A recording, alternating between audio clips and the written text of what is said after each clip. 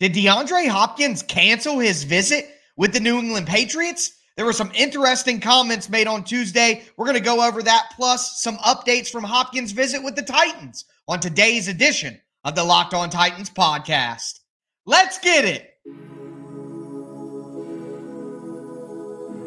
You are Locked On Titans, your daily Tennessee Titans podcast, part of the Locked On Podcast Network, your team every day.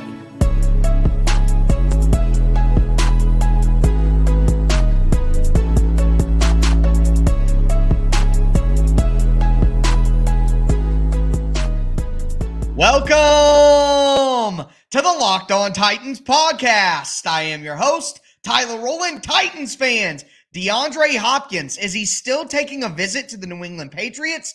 Bill Belichick had some interesting comments that we're going to talk about. Plus, got some updates from Hopkins' visit with the Titans. Then we're going to talk about what a contract for DeAndre Hopkins could look like. A contract expert broke it down on Tuesday. And then finally, a little Roland's rant for you guys of why we should not be worrying about wide receiver PTSD when we are considering a pursuit for DeAndre Hopkins. So a lot to get into today. Before we do, thanks for making the Locked On Titans podcast your first listen every day, Monday through Friday, Tennessee Titans content on all apps, all year round, always for free. Make sure you get subscribed, stay subscribed to the Locked On Titans podcast. We got Titans OTAs, the last OTA of the summer coming up this week. I'm going to be previewing it tomorrow. I'm going to be breaking it down after it happens. So make sure that you stay locked into the Locked On Titans podcast, where it's your team every day. Diving right in here, things were interesting last night as everyone was anticipating DeAndre Hopkins news, what's going on.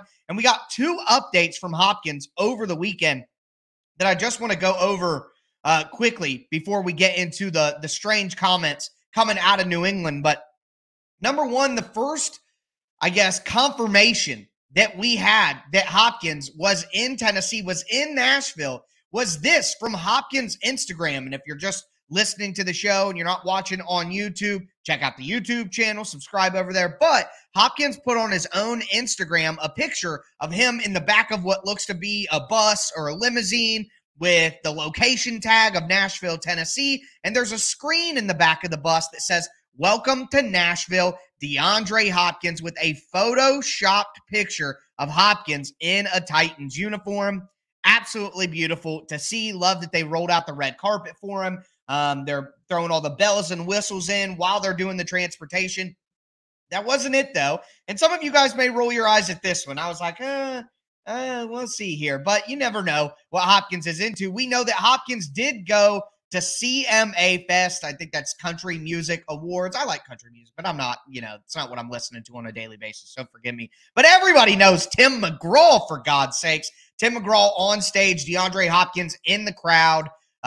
So clearly the Titans picked him up in style, took him to the CMA Fest so that he could have a good time, giving him the real Nashville experience. Hopefully that includes, obviously, time at the facility, talking to the coaches, something similar to maybe what we saw play out on yesterday's Locked On Titans podcast, which I appreciate the feedback for there. My everydayers got a real treat yesterday when I mocked what Hopkins' visit may be like. Go back and check that out if you haven't seen that already. I'm pretty happy with how things turned out there. But that was what we know about Hopkins' visit. Not a lot.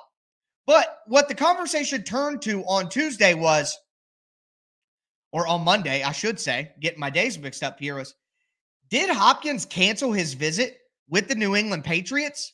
I don't think so, but there was some uncertainty coming out of New England this morning, and I'm just very surprised. It could be Bill Belichick just, trolling the media like he likes to do. But he was asked about DeAndre Hopkins and him visiting on Tuesday. And Belichick said, talk to him, working through it, not sure. What? Talking to him, working through it, not sure. You could see the exact quote in the tweet that it came from Doug Keed up on the screen right now on YouTube, but okay. So they're not sure that Hopkins is going to be coming in. Interesting there. Belichick went on, and I think It was, I guess, a little less concerning if you're a Patriots fan, or a little less exciting if you're a Titans fan, as you get more into like the full comment here. Bill Belichick did say, for the full answer, he asked me about the date. I am not sure. We are working through it. I don't really have anything to add to that. It relates more to logistics and things like that. I'm not a travel agent here, and I thought the travel agent comment was pretty interesting. But you could see what Bill Belichick would be saying there. It's not necessarily that DeAndre Hopkins, and this tweet really got people going, from Phil Perry saying they're not sure if Hopkins is going to make his visit to the Patriots.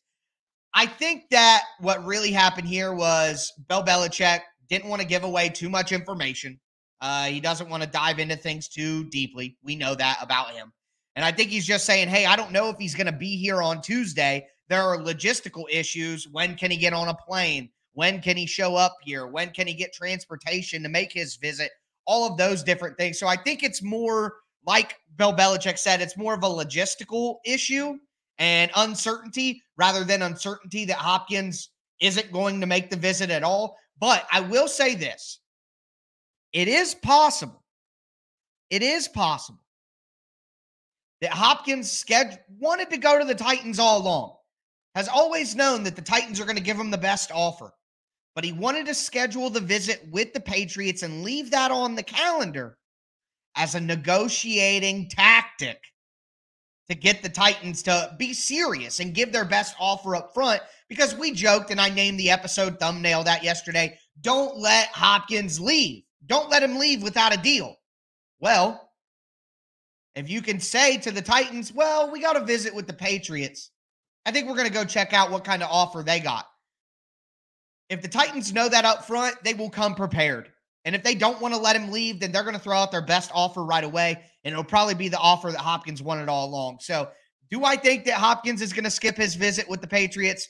No, probably not. But it is an interesting tactic to think about, that Hopkins could just be negotiating through his schedule. So wanted to at least represent all the different things that could be going on here. But at the end of the day, I think that it's just as simple as they don't know when Hopkins is going to arrive because of the logistics of the plane ride and transportation and all of those matters. So I got why Titans fans got so excited early in the day. I don't mean to kill the buzz or anything, but let's just take a deep breath here and see how things play out. But I feel pretty good about the Titans' chances regardless. And when it comes to the Titans' chances, really the deciding factor, I think, is going to be money.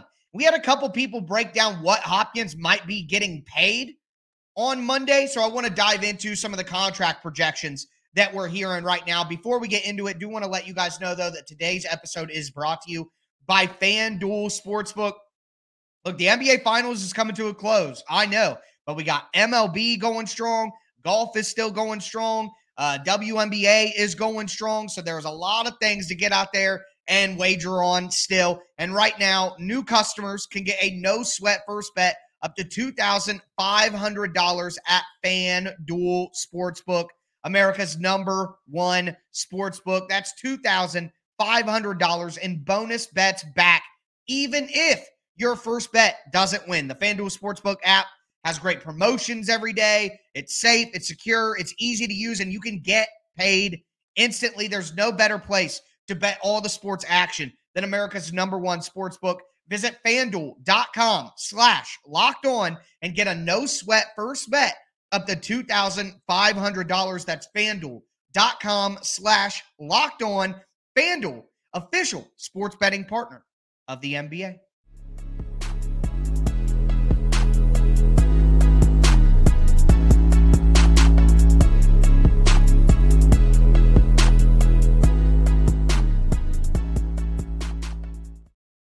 Titans fans, let's continue today's edition of the Locked On Titans podcast. We just talked about all the uncertainty coming out of New England on Monday morning.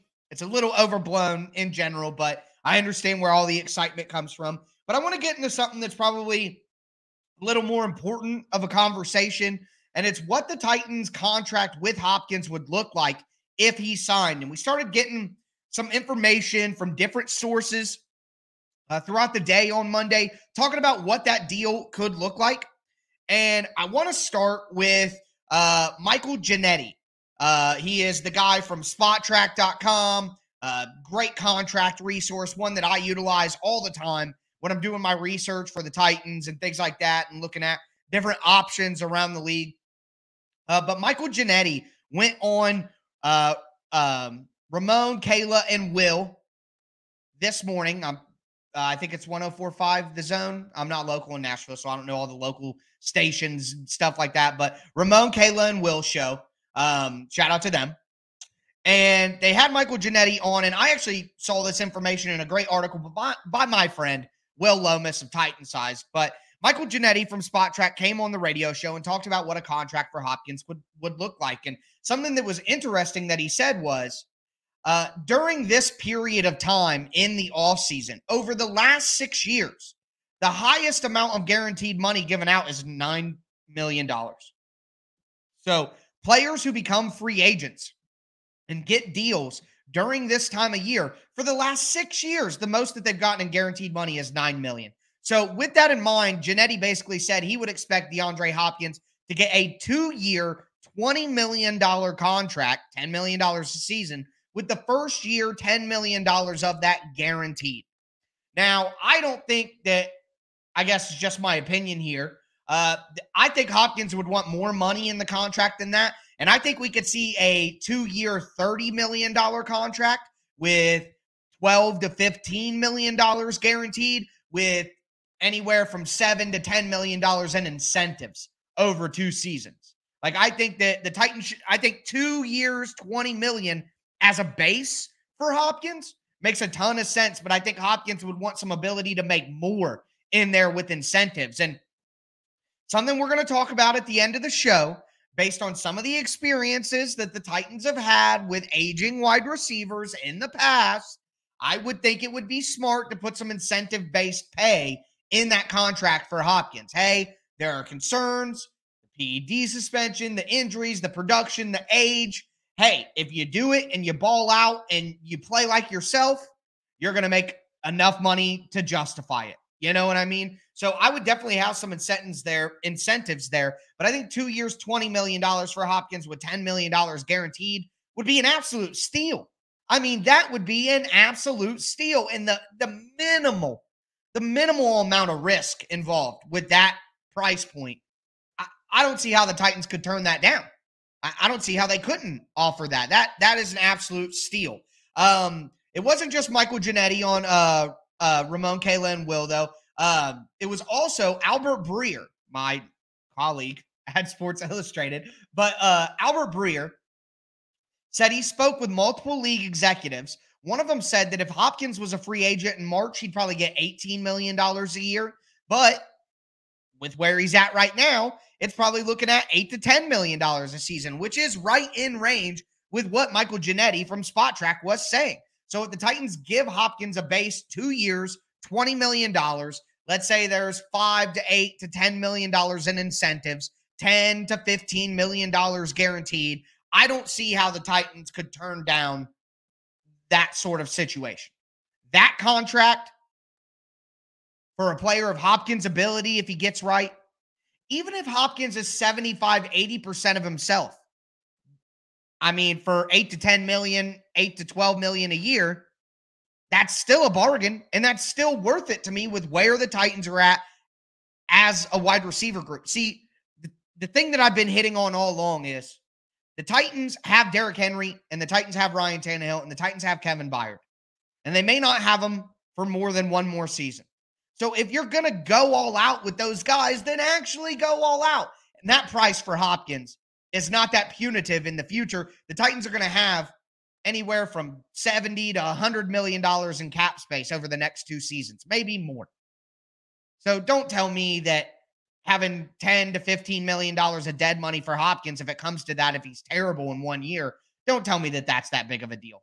Okay? It's not. And I'm going to explain at the end of the show why it's a totally different situation than we saw with even Julio, Randy, Andre Johnson, the list.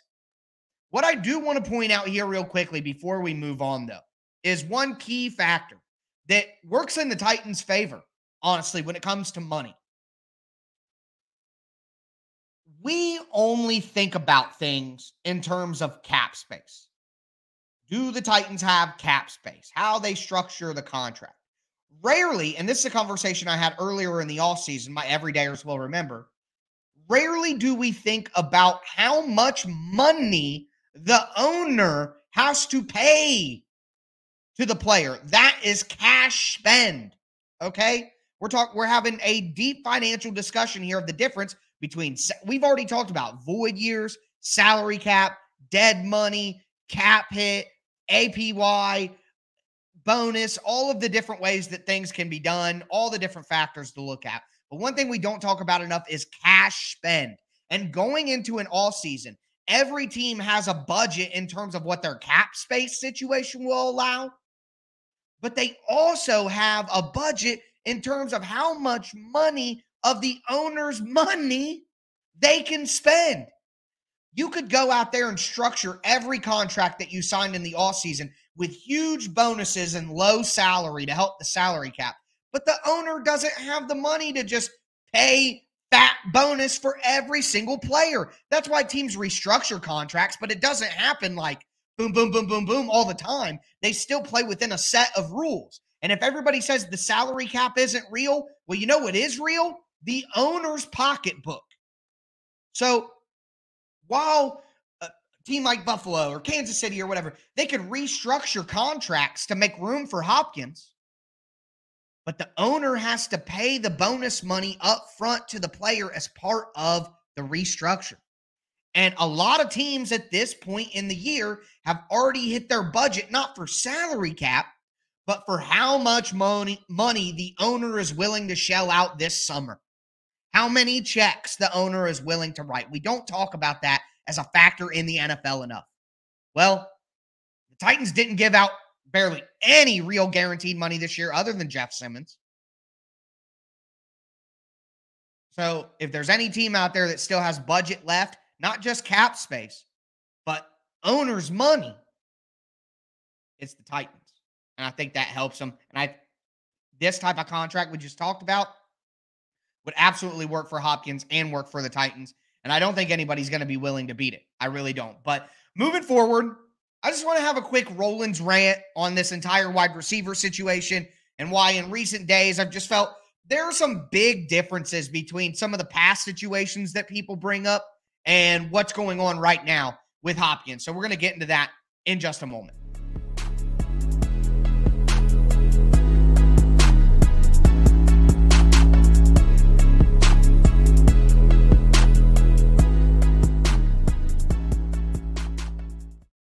Titans fans, let's cap off today's edition of the Locked On Titans podcast. We talked about Hopkins and the uncertainty in New England with his visit. We talked about what a contract would look like and what some people have been saying about what Hopkins could potentially make. Now I just want to have a fan-to-fan conversation with you guys. And I put on my little show rundown on the YouTube. Nope, other way. I always get my sides mixed up. On the YouTube page. It's right here. It's right here. I'm trying to get my finger right. Boom. There we go. All right. Anyways, that was done. I put no PTSD. And I don't mean that to be insensitive to the actual, issue of PTSD in our country and things like that, not to minimize that, but just using it as a way to describe the feelings that Titans fans have when they're pursuing DeAndre Hopkins. And I get it. And I went back. Of course, you have Julio Jones. Some people would even put Eric Decker in there. I wouldn't, but the pedigree there is not the same as these names that I'm about to read. But Randy Moss, Andre Johnson, I get it. And look, people compare it to Julio, and it's closer to Julio than the other two. It really is. It really is. But the one thing I want to point out here is, based on the contract that we just talked about as a mock contract, Julio was paid more than Hopkins. Julio cost the Titans multiple picks to acquire his services. The Titans were in a much tougher salary cap situation because of where they were at as a team and trying to go for it. So Hopkins probably be paid less than Julio. It's not going to cost the Titans draft picks to get DeAndre Hopkins.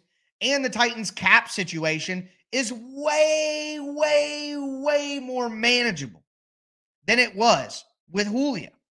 Like I just said in the previous segment, the Titans are going to have $70 to $100 million in cap space over the next 2 years. Even if the Hopkins thing doesn't work out and the Titans got to cut bait with him after 1 year and it was a mistake and it's Julio 2.0, it's not going to hurt the Titans as bad to make that mistake. The risk is nowhere near the same as Julio Jones. It's nowhere near the same. And let me say this. I'm just going to say this out loud. Julio was there when it mattered. Julio had over 60 yards, a couple of catches in the playoff game against the Bengals. I mean, if Tannehill doesn't ruin that and the Titans go on and go to another game, are people going to look at the Julio Jones situation the same? I mean, it could have went better. I understand that. But, in the playoffs, when you needed him, Julio was there. And he caught, I think it was 3 for 66. Him and A.J. Brown together went over 200 yards. I mean, if you would have told a Titans fan when the Julio thing happened that the Titans' first playoff game, Julio and A.J. were going to combine for 200 yards and a touchdown, would Titans fans have been happy? I think they would have. I think they would have been. So I feel the same about Clowney too. I just don't view Clowney's stint with the Titans as some huge failure like a lot of people act like. I would have done the Julio trade again. I would have done the Clowney signing again. If you look back in the moment, the Titans were going for it. J-Rob was going for it. I have much more of an issue with the draft picks, signing Vic Beasley. That didn't make any sense. Picking Des Fitzpatrick over Amon-Ra St. Brown. Those things are bad misses. Julio was a bad miss, but it wasn't a bad idea, okay? It wasn't a bad idea. It just didn't work because Julio didn't want to practice, was unhealthy, and Hopkins may go the same way. But what I'm saying is the risk is so much different between what the Titans had to pay, not only money, but picks for Julio and where they were at compared to right now. It's just not as risky of a deal. So I'm not going to look at the Julio thing and say, oh, it's Julio 2.0. They shouldn't do it. They should do it. I think they should have done the Julio trade. They couldn't have known that it would have been, what it was. And honestly, like I said earlier, he was there when they needed it. And the Titans went 12-5 and got the number 1 seed. And it wasn't Julio Jones' fault that the Titans lost in the playoffs. Okay? That's all I'm saying. So do it again. Do it. Keep trying, man. I want the Titans to be a team that tries. Go for it. That's why, you know what? They didn't work. But the Clowney signing, I'm still not going to say that was a bad idea. I'm not. The Julio trade, not a bad idea. Go for it. Try. Because when those moves work, that's how teams win Super Bowls. Look at what the Rams did. Adding OBJ, adding Von Miller. And it worked. Throughout history, you see little additions like that. Hey, and it worked out. So it doesn't always work. It probably more often than not doesn't work. But the Titans' risk here is so low, it's worth it. Not only that, Randy Moss was 33 years old. He played for 3 teams that year with the Titans. That is not like this. Andre Johnson was 35 years old, folks. That is not this. With Hopkins turning 31.